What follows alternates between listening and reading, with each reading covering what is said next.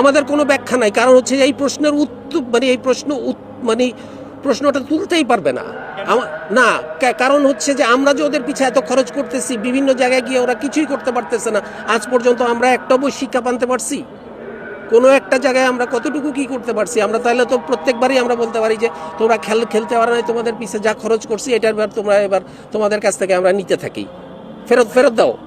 ওরা গিয়ে যদি কিছুই না করতে পারে, তাহলে ওদের পিছে আমরা যে এত কোটি কোটি টাকা খরচ করতেছি, আমরা কি ওদের কাছ থেকে ওই টাকা ফেরত চাচ্ছি? লাস্ট কিছুদিন ধরে আপনারা দেখছেন যে একজন বোর্ড ডিরেক্টর উনি যেভাবে প্লেয়ারদেরকে নিয়ে মন্তব্য করছেন, একজন দায়িত্বরত বোর্ড ডিরেক্টর কখনোই এইভাবে প্লেয়ারদের নিয়ে কথা বলতে পারেন না।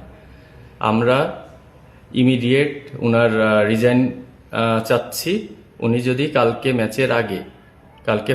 বিপিএল এর ফার্স্ট ম্যাচের আগে যদি রিজাইন না করেন, তাহলে আমরা সব ধরনের ক্রিকেট বন্ধ ঘোষণা করছি।